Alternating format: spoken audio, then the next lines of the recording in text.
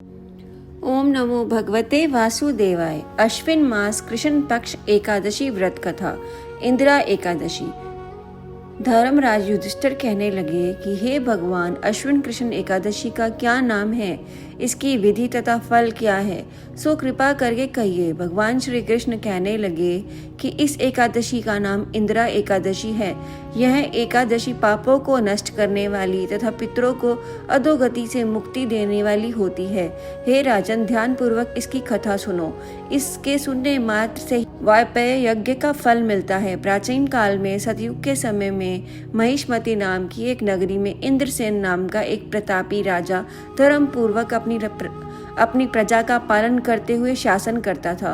वह राजा पुत्र पौत्र और धन आदि से संपन्न और विष्णु का परम भक्त था। एक दिन जब राजा सुख पूर्वक अपनी सभा में बैठा था तो आकाश मार्ग से महर्षि नारद उतरकर उसकी सभा में आए।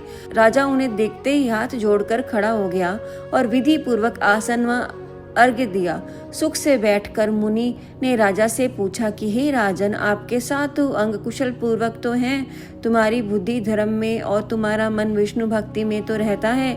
देव ऋषि नारद की ऐसी बातें सुनकर राजा ने कहा, हे महर्षि, आपकी कृपा से मेरे राज्य में सब कुशल है तथा मेरे यहाँ यज्ञ कर्म आदि सुकृत हो रहे हैं। आप कृपा करके अपने आगमन का कारण कहिए। तब ऋषि कहने लगे कि हे राजन, आप आश्चर्य देने वाले मेरे वचनों को सुनिए। मैं एक समय ब्रह्मलोक से यमलोक को गया।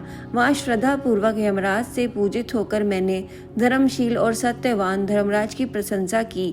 उसी यमराज की सभा में महान ज्ञानी और धर्मात्मा तुम्हारे पिता को एकादशी का व्रत भंग होने के कारण देखा।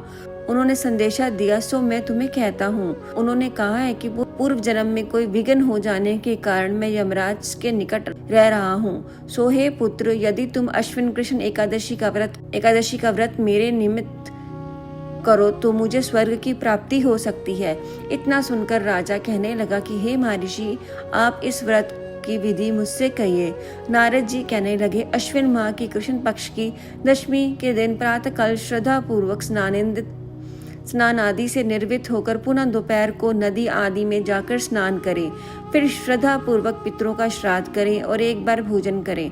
प्रातःकाल होने पर एकादशी के दिन दातुन आदि करके स्नान करके फिर व्रत के नियमों को भक्ति पूर्वक ग्रहण करता हुआ मैं प्रतिज्ञा करे कि मैं आज संपूर्ण भोगों को त्याग कर निराहार एकादशी का व्रत करूंगा।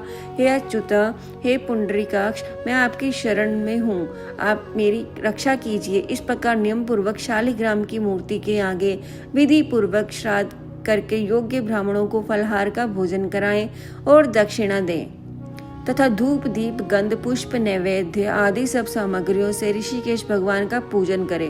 रात में भगवान के निकट जागरण करें। इसके पश्चात द्वादशी के दिन प्रातःकाल होने पर भगवान का पूजन करके ब्राह्मणों को भोजन कराएं। भाई बंधुओं स्त्री और पुत्र सहित आप भी मौन होकर भोजन करें। नारद जी कहने लगे कि हे राजन, इस विधि से यदि तुम आलस्य रहित होकर इस एकादशी का व्रत करोगे तो तुम्हारे पिता अवश्य ही स्वर्गलोक को जाएंगे। इतना कहकर नारद जी अंतर ध्यान हो गए। नारद जी की कथा अनुसार राजा द्वारा अपने भादुओं तथा दासों सहित व्रत करने से आकाश से पुष्प वर्षा हुई और उस राजा का पिता गरुड़ पर चढ़कर विष्णु लोक को गया।